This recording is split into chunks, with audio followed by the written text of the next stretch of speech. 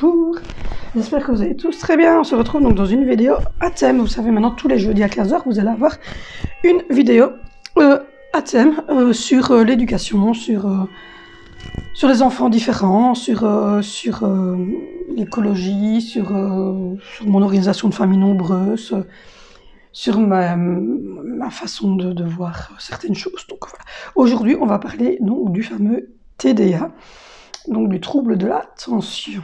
Donc pourquoi est-ce qu'on va parler de ça aujourd'hui? Parce que pour ceux qui ont suivi la première vidéo que j'avais fait sur ce sujet, on avait avec l'école une suspicion que Zoé, donc c'est mon troisième enfant Zoé, qui a donc 8 ans et demi et qui est en 3e primaire, soit porteuse du TDA, donc de trouble de l'attention, et aussi un problème au niveau du repère spatial.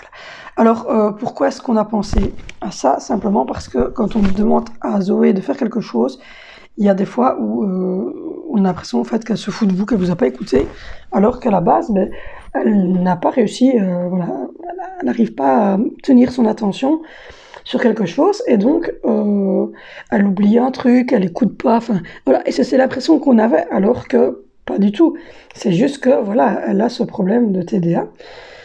Du coup, l'école m'avait averti parce qu'il y avait ça, et puis il y avait un problème où, au niveau repère spatial sur sa feuille, comme je vous avais expliqué, je vais prendre un de ces dessins, vous avez votre feuille, comme ceci, vous devez mettre votre nom, le titre et la date. Mais déjà, elle va vous tout mettre sur la même ligne. Donc elle va vous mettre la date, le titre et son nom. Sur la même feuille. De plus, elle est capable en fait de commencer sa date ici parce qu'elle repère pas le truc, et donc du coup de commencer ici et de se retrouver à devoir mettre le 2020, enfin, à ce moment c'était 20, maintenant ce sera 21, mais ici en dessous. Donc voilà, et donc du coup elle se repère pas sur sa feuille. Si vous mettez sa feuille comme ça et que vous lui demandez de faire un tableau, elle est capable de faire une colonne comme ça, puis une plus petite colonne, puis une plus grande, enfin elle n'a pas de repère du tout spatial. Et si vous lui demandez de recopier ce qui est au tableau vers sa feuille, là c'est fini, c'est l'enfer, c'est le désordre, c'est le bordel.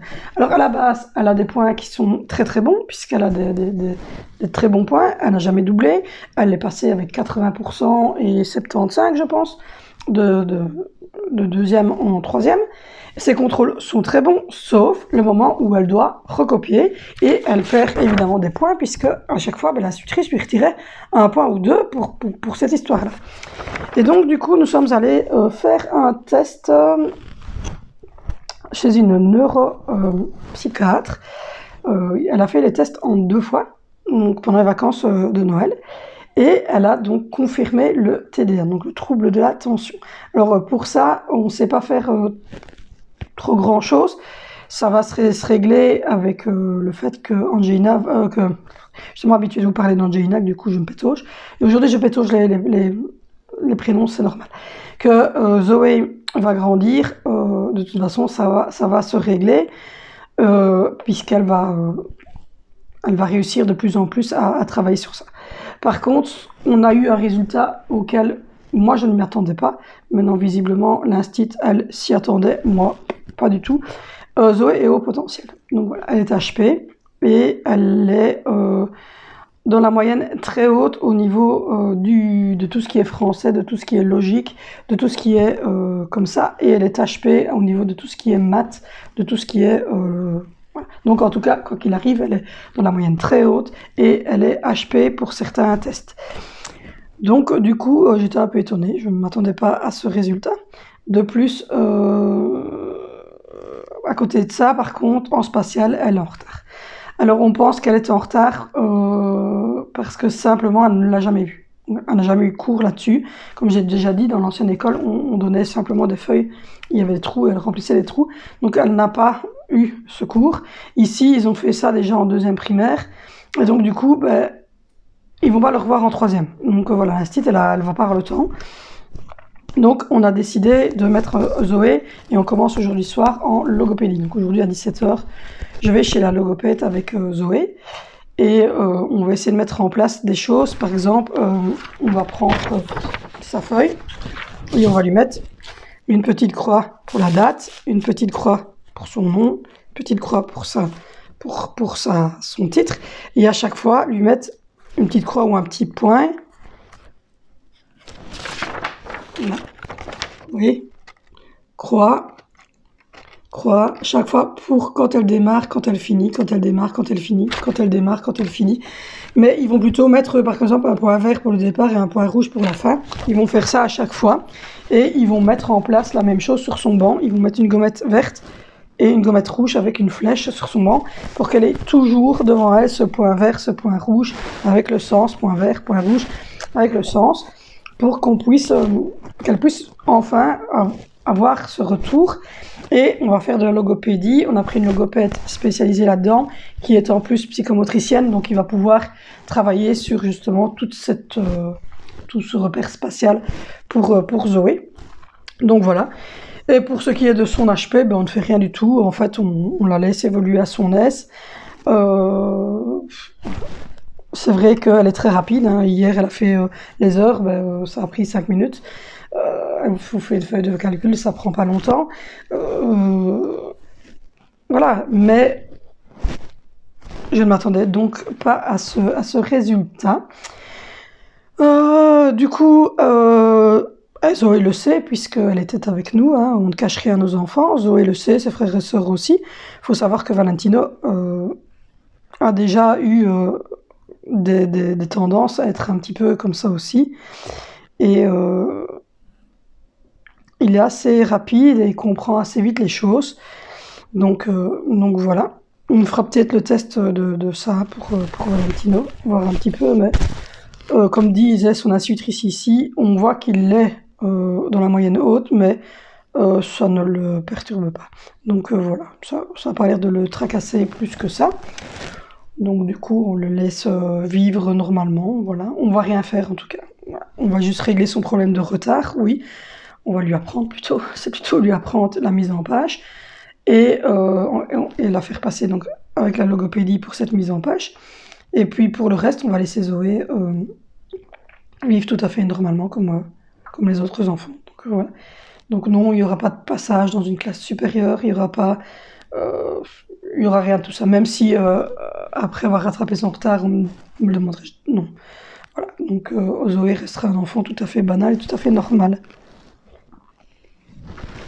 Voilà pour vous parler un petit peu de tout ça. Alors le test en lui-même, c'est un test qui prend 2 heures.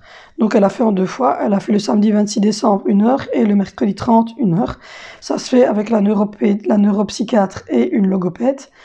Ce sont des tests bien précis qu'elle fait, voilà.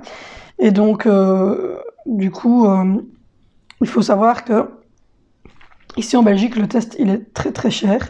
J'ai payé 240 € pour les visites et j'en retoucherai 160. Donc voilà, donc c'est assez...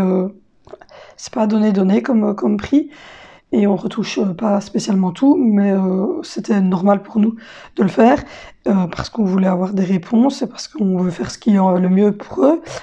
Et on avait de toute façon besoin de ces résultats pour pouvoir... pour que la logopède puisse, elle, entrer le dossier à la mutuelle et que la mutuelle puisse donner son accord pour la logopédie, etc. Donc voilà un petit peu ce qu'il en est. Depuis qu'on a pris attention à tout ça, Zoé va beaucoup mieux. Donc voilà. Elle ne fait plus pipi dans sa culotte. C'est une très bonne chose parce que c'était très compliqué les semaines qui viennent de passer avant Noël. J'étais épuisée. J'ai plus de remarques à l'école parce que l'instit maintenant a compris également. Et c'est très bien aussi. Et donc, du coup, on trouve que ça va. On trouve que ça va beaucoup mieux. Désolée, c'est le téléphone à côté qui sonne chaque fois qu'il y a un message.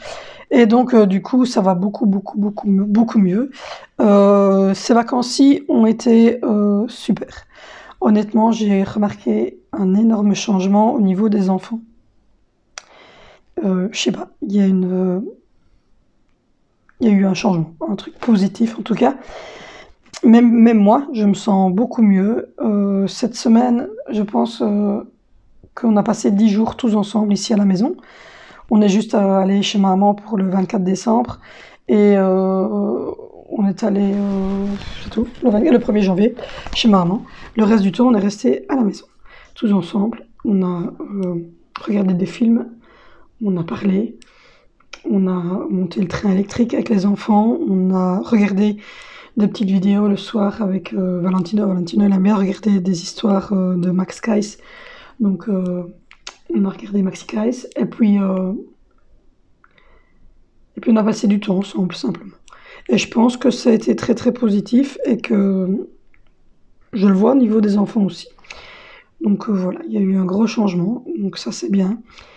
Et on a pu se reposer, on a pu réagencer la maison. Alors, ça n'a rien à voir avec la vidéo, mais oui, il y a une personne qui m'a posé la question. Oui, il y aura, ça se reconnaîtra, cocotte, il y aura un retour il y aura un retour sur toutes les pièces d'impôt.